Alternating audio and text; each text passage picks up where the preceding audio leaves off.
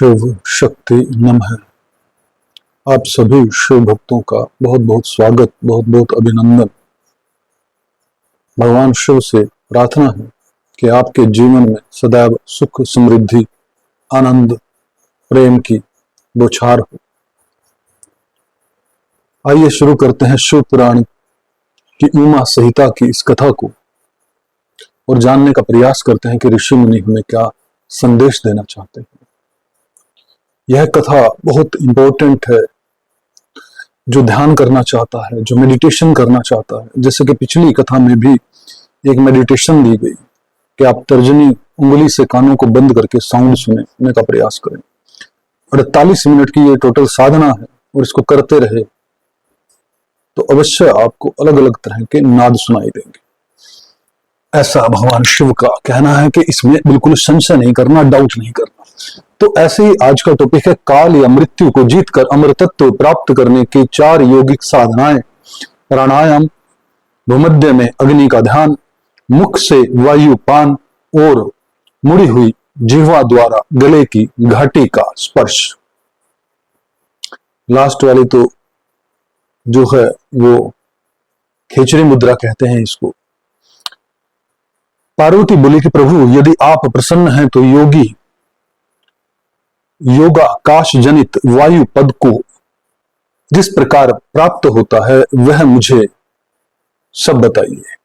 भगवान शिव ने कहा कि सुंदरी, देखिए भगवान शिव कभी प्रिय कहते हैं, कभी सुंदरी कहते हैं, अपनी धर्मपत्नी को अलग अलग नामों से पुकारते हैं। कितना भाव है, धन्य है। तो शुरू करते हैं। भगवान शिव ने कहा कि सुंदरी, पहले मैंने योगियों के हित की कामना से सब कुछ बताया है, जिसके अनुसार योगियों ने काल पर विजय प्राप्त की थी। जो योगी जिस प्रकार वायु का स्वरूप धारण करता है उसके विषय में भी कहा गया है। इसलिए योग शक्ति के द्वारा मृत्यु दिवस को जानकर प्राणायाम में तत्पर हो जाएं। ऐसा करने पर आधे मास में ही वह आए हुए काल को जीत लेता है। 15 दिन ओनली। हृदय में स्थित हुई प्राणवायु सदा अग्नि को उद्दीप्त करने वाली होती है। उसे अग्नि का सहायक बताया गया है। यह वायु बाहर और भीतर सर्वत्र व्याप्त और महान है। ज्ञान, विज्ञान और उत्साह सबकी प्रवृत्ति वायु से ही होती है। जिसने यहां वायु को जीत लिया उसने इस संपूर्ण जगत पर विजय पा ली। साधक को चाहिए कि वह जरा और मृत्यु को जीतने की इच्छा से सदा धारणा में स्थित रहे, क्योंकि योग परायण योगी को भली भांति धारणा और ध्यान में तत्पर रहना चाहिए। जैसे लुहार मुख से धोकनी को फूंक फूंक कर उस वायु के द्वारा अपने सब कार्यों को सिद्ध करता है, उसी प्रकार योगी को प्राणायाम का अभ्यास करना चाहिए।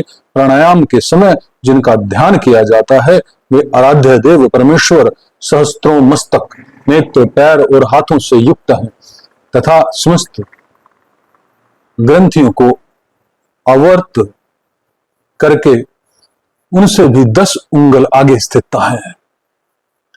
आदि में व्याहति और अंत में शिरो मंत्र सहित गायत्री का 3 बार जप करें और प्राणवायु को रोकें। प्राणों के इस आयाम का नाम प्राणायाम है। चंद्रमा और सूर्य आदि ग्रह जाकर लौट आते हैं, परंतु प्राणायाम पूर्वक ध्यान परायण योगी जाने पर आज तक नहीं लौटे, अर्थात मुक्त हो गए। देवी, जो द्विज 100 वर्ष तक तपस्या करके कुशों के अग्रभाग से एक बूंद जल पीता है वह जिस फल को पाता है वही ब्राह्मणों को एकमात्र धारणा अथवा प्राणायाम के द्वारा मिल जाता है। जो द्विज सवेरे उठकर एक प्राणायाम करता है वह अपने संपूर्ण पाप को शीघ्र ही नष्ट कर देता है और ब्रह्मा लोक को जाता है। जो आलस्य रहित हो सदा एकांत में प्राणायाम करता है वह जरा और मृत्यु को जीतकर वायु के समान गतिशील हो आकाश में विचरता है। वह सिद्धों के स्वरूप कांति, मेघा, पराक्रम और सूर्य को प्राप्त कर लेता है। उसकी गति वायु के समान हो जाती है तथा उसे स्पृहणीय सौख्य एवं परम सुख की प्राप्ति होती है। देवेश्वरी योगी जिस प्रकार वायु से सिद्धि प्राप्त करता है वह सब विधान मैंने बता दिया है। अब तेज से जिस तरह वह सिद्धि लाभ करता है उसे भी बता रहा हूं।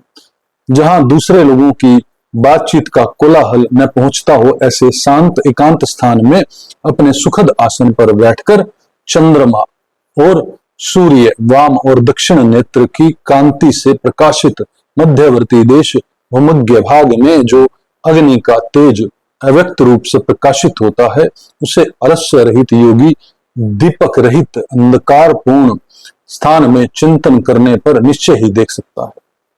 इसमें संशय नहीं है। योगी हाथ की उंगलियों से यत्न पूर्वक दोनों नेत्रों को कुछ कुछ दबाए और उनके तारों को देखता हुआ एकाग्र चित्त से आधे मुहूर्त तक उन्हीं का चिंतन करे। तदंतर अंधकार भी ध्यान करने पर वह उस ईश्वरीय ज्योति को देख सकता है। वह ज्योति सफेद, लाल, पीली, काली और इंद्रधनुष के समान रंग वाली होती है। बाहों के बीच में ललाट वर्ती बाल सूर्य के समान तेज वाले उन अग्निदेव का साक्षात्कार करके योगी इच्छा अनुसार रूप धारण करने वाला हो जाता है तथा मनोवांछित शरीर धारण करके क्रीड़ा करता है। वह योगी कारण तत्व को शांत करके उसमें आविष्ट होना, दूसरों के शरीर में प्रवेश करना, अणिमा आदि गुणों को पा लेना, मन से ही सब कुछ देखना, दूर की बातों को सुनना और जानना, अदृश्य हो जाना, बहुत से रूप धारण कर लेना और आकाश में विचरना इत्यादि सिद्धियों को निरंतर अभ्यास के प्रभाव से प्राप्त कर लेता है। जो अंधकार से परे और सूर्य के समान तेजस्वी है, उसी इस महान ज्योतिर्मय पुरुष परमात्मा को मैं जानता हूं। उन्हीं को जानकर मनुष्य काल या मृत्यु को लांघ जाता है। मोक्ष के लिए इसके सिवा दूसरा कोई मार्ग नहीं है। देवी, इस प्रकार मैंने तुमसे तेजस तत्व के चिंतन की उत्तम विधि का वर्णन किया है, जिसमें योगी काल पर विजय पाकर अमृतत्व को प्राप्त कर लेता है। देवी, अब पुनः दूसरा श्रेष्ठ उपाय बताता हूं जिससे मनुष्य की मृत्यु नहीं होती। देवी, ध्यान करने वाले योगियों की चौथी गति साधना बताई जाती है। योगी अपने चित्त को वश में करके यथा योग्य स्थान में सुखद आसन पर बैठे, वह शरीर को ऊंचा करके अंजलि बांधकर चोंच की सी आकृति वाले मुख के द्वारा धीरे धीरे वायु का पान करें।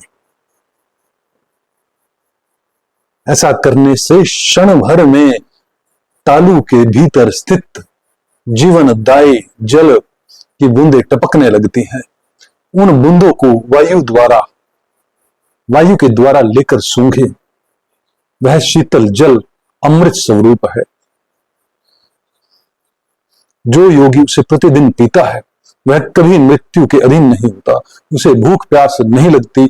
उसका शरीर दिव्य और तेज महान हो जाता है। वह बल में हाथी और वेग में घोड़े की समानता करता है।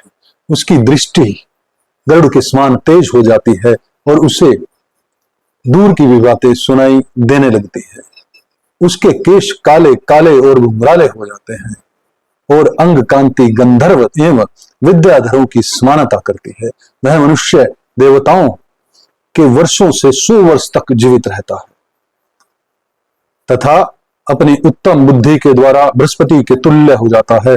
उसमें इच्छा अनुसार विचरने की शक्ति आ जाती है। वह सदा ही सुखी रहकर आकाश में विचरण की शक्ति प्राप्त कर लेता है। वरान ने अब मृत्यु पर विजय पाने की पुनः दूसरी विधि बता रहा हूं, जिसे देवताओं ने भी रतन पूर्वक छिपा रखा है। तुम उसे सुनो। योगी पुरुष अपनी जिह्वा को मोड़कर तालू में लगाने का प्रयत्न करे। कुछ काल तक ऐसा करने पर वह क्रमशः लंबी होकर गले की घाटी तक पहुंच जाती है। तदंतर वह जिह्वा से गले की घाटी सटती है, तब शीतल सुधा का श्राव करती है। उस सुधा का को जो योगी सदा पीता है, वह अमृतत्व को प्राप्त करता है। बहुत अद्भुत ध्यान साधनाएं हैं ये। एक तो खेचरी मुद्रा है, और दूसरी 4 तरह की जो ये साधनाएं हैं, ये अमृतत्व को प्राप्त करने की साधनाएं हैं। इसे बार बार सुने, उतारें अपने हृदय के अंदर। लेकिन इसका प्रयोग एक वेल ट्रेंड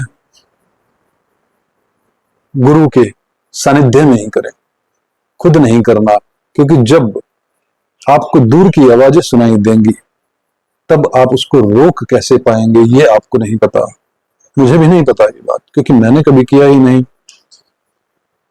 जबकि ये मुझे साधनाएं पता है बहुत समय से। परंतु